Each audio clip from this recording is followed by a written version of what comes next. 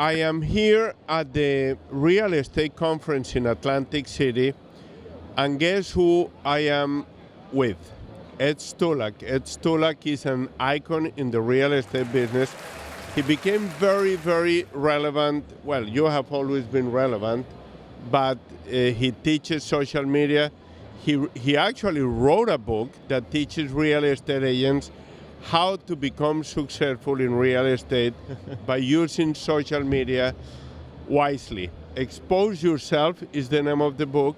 We're going to be showing it to you throughout these podcasts. So Ed, I met you quite a while ago, not too long ago, 3 years ago. Yeah. And it was mainly I invited you to come and speak in front of a real estate audience about the importance of Instagram. Yes. For real estate. And so talk to me about that. It's been a minute since we connected, and it's always been a pleasure. Every time we bump into each other, or your name comes across the notifications, or someone talks about you, I'm like, oh, George, man, you got a good reputation. So I'm honored to be here, honored to be friends with you, of course, and your family, your community. So Instagram, it's such a platform that so many people are on. You know, everyone maybe listening, watching, everyone that we're bumping into at this conference, everyone knows of it. But does everyone know how to take advantage of it for business purposes? For example, exposing yourself. So there's so many platforms out there like YouTube and TikTok and Snapchat and Facebook, and they all give the same effect of exposing yourself, giving you more exposure online, giving you more reputation and a brand awareness. But again, do people really know how to do it? So that's what I talk about in my book, and that's what I teach about too. Now, I have a question for you, Ed. Okay.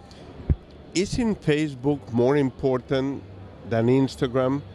Because Facebook actually has more subscribers than Instagram, right? Yeah. Yeah. And also, I was reading somewhere that the importance of Facebook is, or the relevancy of Facebook is predicated on the fact that people who are on Facebook are the ones with the checkbook. That's a good way to put it. You know? Yeah, sure. So Instagram became relevant, I would say, how long ago? 15 years ago? About 15 years ago. Yeah, 2010 time frame. Exactly, yeah. Now, let me ask you a question. What motivated you to write this book? I was approached by this gentleman. His name is Ron. Ron, good friend of mine. I connected with once at a. Do you know Ty Lopez? Of course. Okay. I went to a Ty Lopez event in New York City. I met this gentleman named Ron. We've been connected on Instagram ever since. And then one day Ron DMs me and says, Ed, I see you growing a brand. I see you building your business, but you don't have a book. And that's one thing that I learned how to really help others create and put together. If I can help you put it all together, do you want to create a book? And he pretty much opened up my attention and my perspective. I don't have a book, and I feel like I should. But I don't want to write a book about myself. I want to write a book about something that people will pick up and say, I don't care who Ed is. You have always been very humble. Thank you. You don't want to talk about yourself. No, not yet. Yes, not yet. Maybe 40 years from now when I'm Tony Robbins, no. But something, I want to talk about relevance, something that is important and gives back and valuable. So I said, you know what, if I put this book together, it's going to be about how to really give yourself a better name on social media, how to create better quality content, and how to really, truly expose yourself. That's why I named the book. It's. Did you have did you hire a ghostwriter to help you with the book? No. So funny enough, 3.5 years ago, when I was first approached by Ron, he reached out, said, "I'll help you put it together." I said, "Cool. Help me put it together, but don't write it for me. I want to make sure that I'm writing it. I want to be the one that's, putting some time and my love and my attention and my vocabulary to this. I don't want someone to pick it up and say, that's not Ed, So I wanted to write it.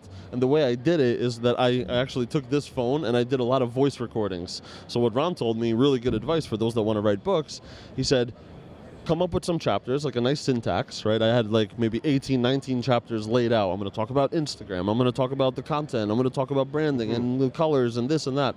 And then he said, start voicing your thoughts for each chapter. So then I said, and I took voice notes. All right, chapter 1. And I was just walking, pacing up and down. And all right, chapter 1 is going to be this. And chapter 2 is going to be that. And then once I had all that, I threw it into writing. And then I hired an editor to go ahead and help me make it sound more polished. Because my English is a little broken, so I will try to put it together, but he made it sound better. And then lastly, 6 months before I released it, this past May of 2024, May 16 was my launch day, AI was introduced. ChatGPT was announced. And I'm thinking, son of a gun, now everyone's going to think I did it through ChatGPT. So why didn't you wait? Because I was a perfectionist. I wanted to make sure the book was perfect, no fluff. I wanted to make sure that everything was there, straight to the point. It's a 146-page book. It's simple. It's cutthroat. This is what it is. This is what's going to help you. Take it, run with it, and start working on it. If anyone listening to this podcast wants to buy the book, yes. They go to Amazon and buy the book? Yep. Yeah?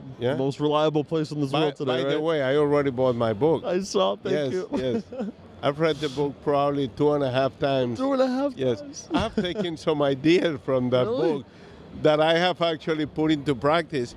And I have even taught my real estate agents and other people from your book, which I have used as a blueprint, to teach other people the importance of exposing themselves.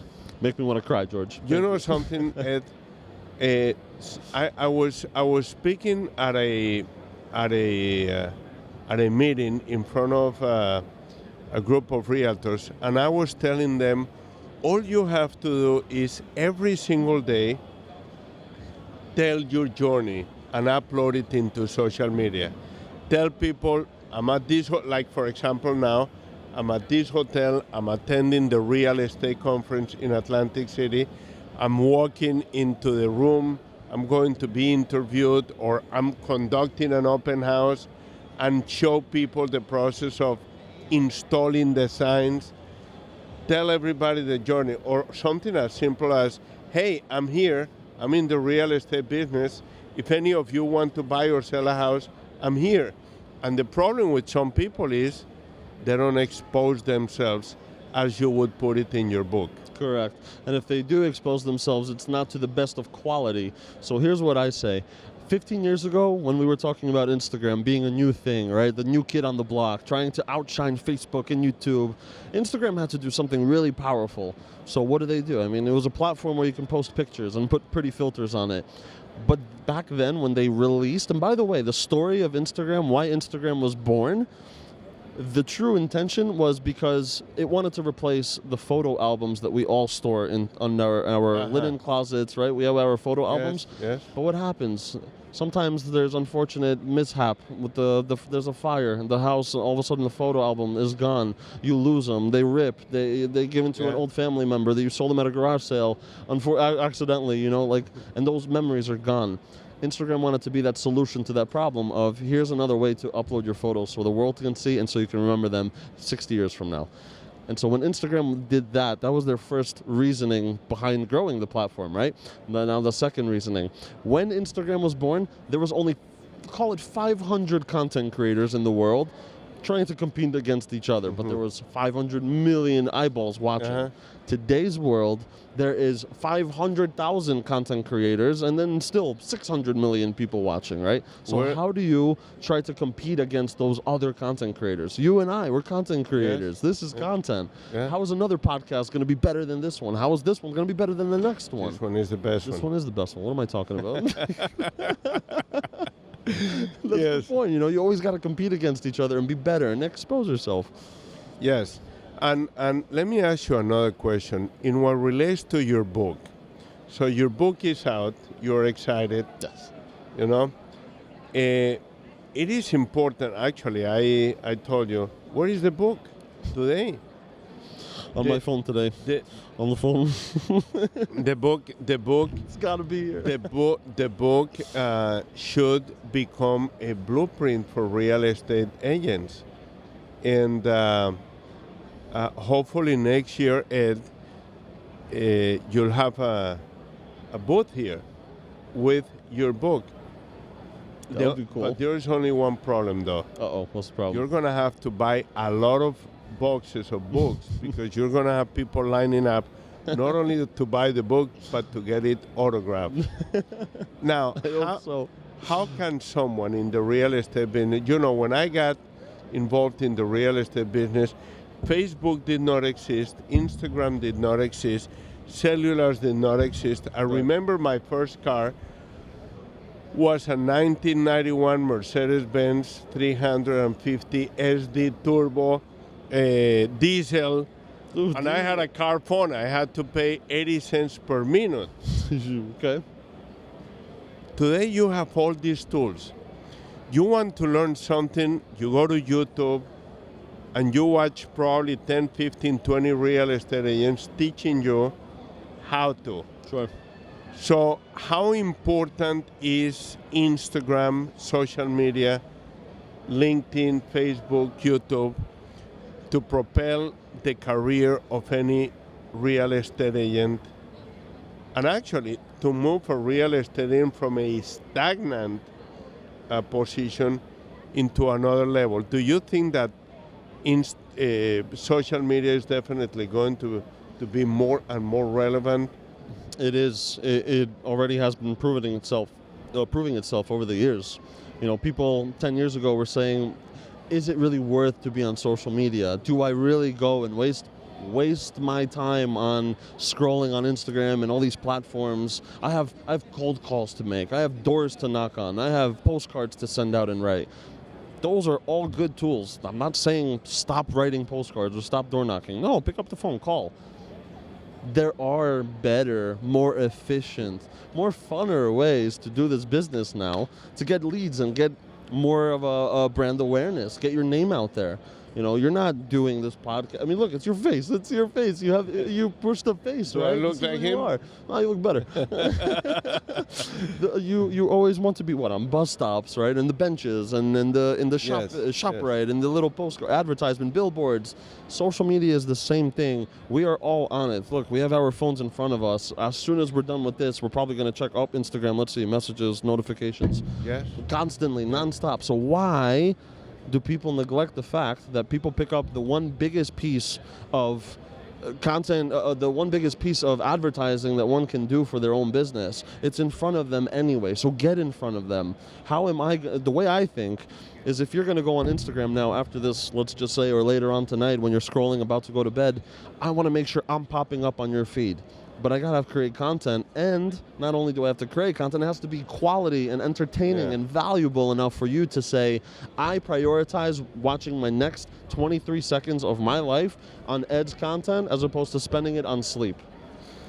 So I want to win your attention. In today's world, you have to battle for attention. Yes, you have to battle for attention. The best way to do it is on social media. So long story short, yes. And your content has to be didactic and powerful enough so that the social media platforms push it up. Yes. You know, recommend it. You know something, how long do you think I've been in the real estate business? 25 years. More than that. And I'm going to tell you this. Someone asked me the other day, George, being in the real estate business as long as you have, what is the battle for you to remain active? And the battle, Ed, is how to do things with the frequency that maintains you relevant. Because I always say that people get old not because of the years that they have been in business, but because they stay behind with the time.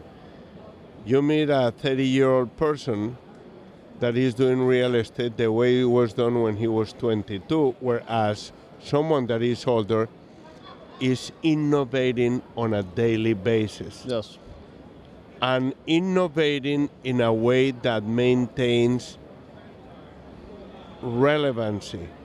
So that is very important. So in my book, going off of what you're saying, to tangent off of it, is I have one section where I talk about brand evolution.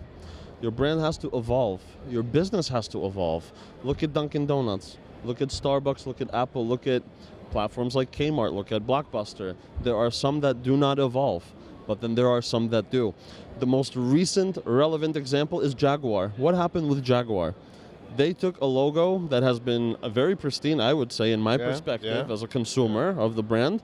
I think it's been very elegant, very reputable, beautiful. And they said, we're going to change it up and evolve and adapt with the times, make it more modern. And then they made a typography logo, Jaguar, and one of the letters was a capital letter where everything else was lowercase, or sorry, opposite, where everything was capital and one was lowercase. You know, it's just like modern times.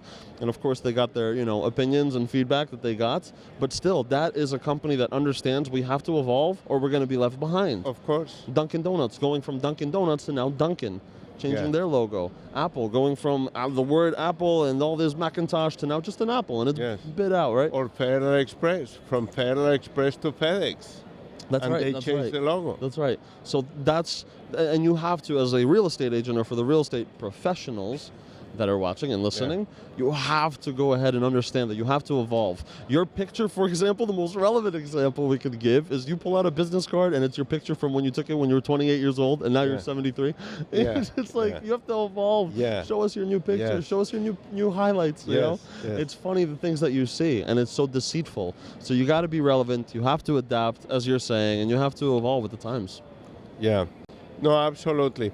Ed, I thank you very much for this opportunity. It was incredible. I believe we have a problem with this slide. What happened here? It's authentic. It is authentic.